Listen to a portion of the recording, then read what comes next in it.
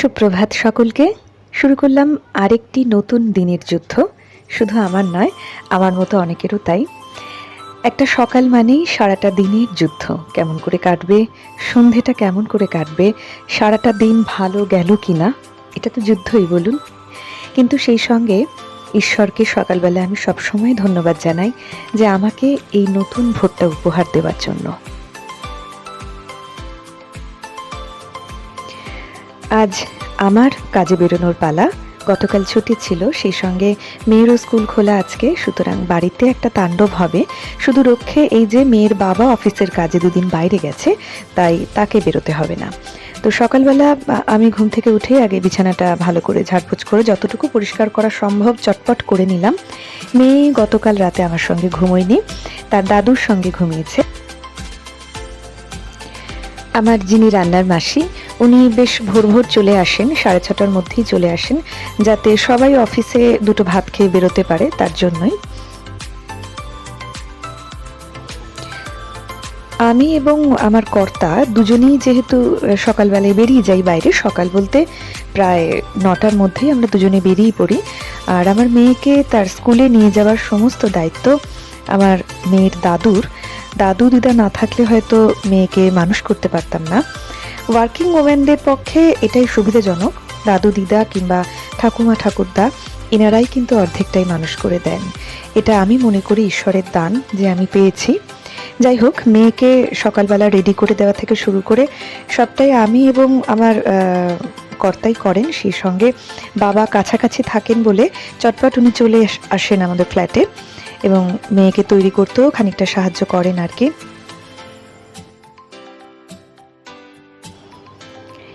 সকাল 9টার মধ্যে বেরিয়ে পড়ার পরে আর সন্ধেবেলা বাড়ি ঢুকি আমি 6:30 থেকে 7টার মধ্যে। আর আমার কর্তা তো আরও 1 ঘন্টা পরে। ততক্ষণ অবধি মেয়ের সঙ্গে দেখা হয় না। কি করে সে, কি খায় আমার জানা নেই, তবে আমরা দুজন এটুকু জানি সব থেকে ভালো আছে সে, সব থেকে সেফ জায়গায় সে আছে, তাই আমরা নিশ্চিন্তে আমাদের কাজগুলো করতে পারি।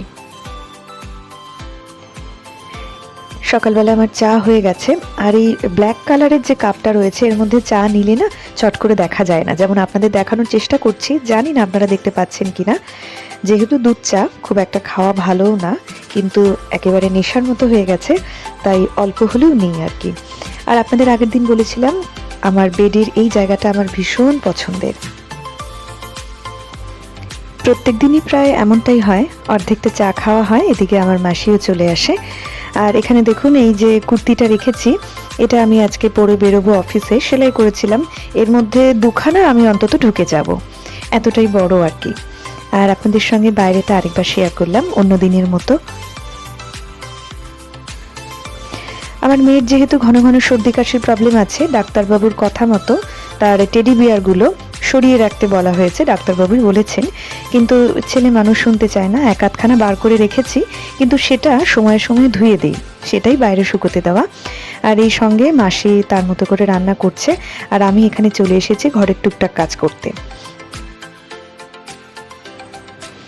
আসলে প্রত্যেক দিন যদি একটু আধটু করে জমানো ধুলো পরিষ্কার করা না যায়, তাহলে সেটা জমতে থাকে।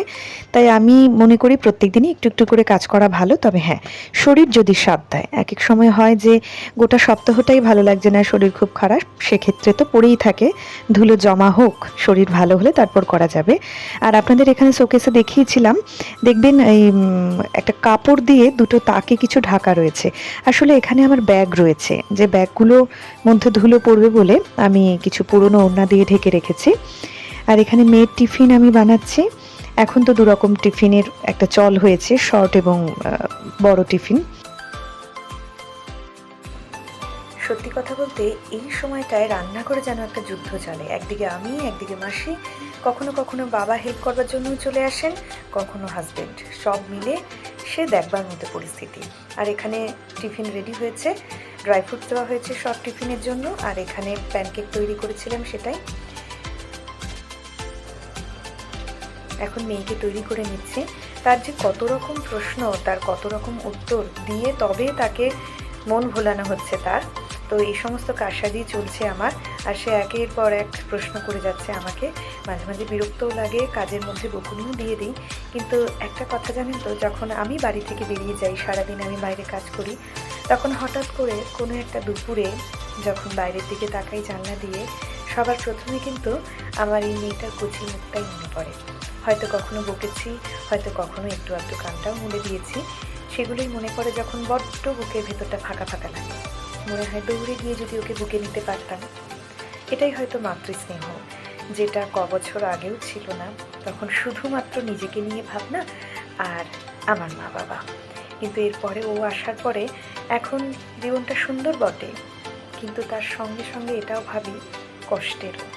কারণ একজনের দায়িত্ব নেওয়া, একটা ছোট্ট শিশুকে বড় করা, যতই আমি সারাদিন বাড়ি থাকি না কেন, তার জন্য যে উদ্বেগ, সর্বোপরি তার জন্য যে মায়া, এই মায়ার মধ্যে যেমন ভালো লাগা আছে, তেমনি ভয়ও আছে।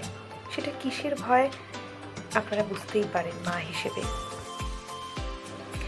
আপনাদের ঠিক আগের ক্লিপিংয়ে আজকে মাসি কি রান্না করেছে সেটাই দেখালাম।